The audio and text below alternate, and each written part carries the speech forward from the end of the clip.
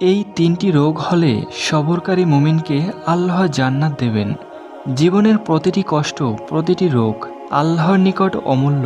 একজন মুসলিম যদি সবর করে, আল্লাহর উপর ভরসা রাখে, তাহলে তার জন্য রয়েছে পাপমোচনের সুযোগ এবং জান্নাতের প্রতিদান। আজ আমরা জানব এমন তিনটি রোগ বা কষ্ট সম্পর্কে যেগুলোতে ধৈর্য ধারণ করলে আল্লাহ তাআলা সেই বান্দাকে জান্নাত দান করেন। অন্ধত্ব বা চোখ হারানো। চোখ আল্লাহর এক অমূল্য নিয়ামত, কিন্তু যদি কোনো বান্দা তার এই প্রিয় নিয়ামত হারিয়ে ফেলে এবং তবুও সবর করে, আল্লাহর উপর ভরসা রাখে, তাহলে তার জন্য রয়েছে অসীম প্রতিদান। রাসূল সাল্লাল্লাহু আলাইহি সাল্লাম বলেন, যে ব্যক্তি তার দুটি প্রিয় জিনিস হারিয়ে ধৈর্য ধারণ করে, আল্লাহ তাকে জান্নাত দিবেন। চোখের মতো নিয়ামত হারানো সহজ নয়, কিন্তু একজন মুমিন যখন আল্লাহর ফয়সালায় রাজি থাকে, তখন সেই কষ্ট তার জান্নাতের চাবি হয়ে যায়। কুষ্ঠরোগ বা অপমানজনক শারীরিক কষ্ট।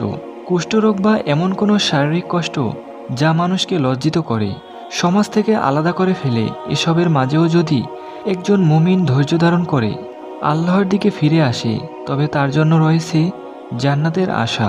হাদিসে সরাসরি বলা হয়নি যে কুষ্ঠরোগের জান্নাত নিশ্চিত, তবে ইসলামিক ব্যাখ্যা অনুযায়ী যে কোনো দুঃখ কষ্টে সবর করা গুনাহমোচনের মাধ্যম। এই ধরনের রোগে মানুষ যখন অসহায় হয়ে পড়ে, তখন আল্লাহর স্মরণই তার আশ্রয়। এই মুহূর্তেই তার আল্লাহর নিকটবর্তী হওয়ার সেরা সুযোগ। দীর্ঘস্থায়ী ব্যথা বা রোগ।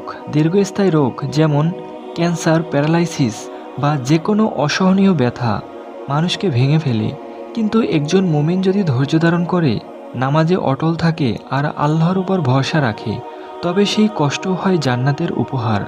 রাসূল সাল্লাল্লাহু আলাইহি সাল্লাম বলেন, কোনো মুসলমান যখন কষ্টে পড়ে, রোগে ভোগে, দুঃখে পড়ে, এমনকি কাঁটাবিদ্ধ হলেও আল্লাহ তাআলা তার গুনাহমোচন করেন।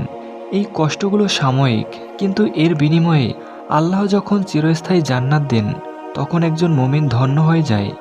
প্রিয় ভাই ও বোনেরা, আমরা অনেক সময় কষ্টকে অভিশাপ ভাবি, কিন্তু ইসলামে কষ্ট ধৈর্যের সাথে গ্রহণ করলে তা হয়ে যায় নিয়ামত।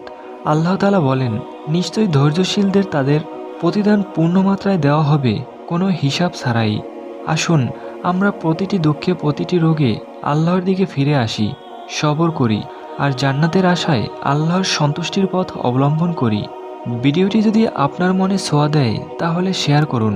হতে পারে এটি কারো হৃদয়কে আল্লাহর দিকে ফিরিয়ে দেয়।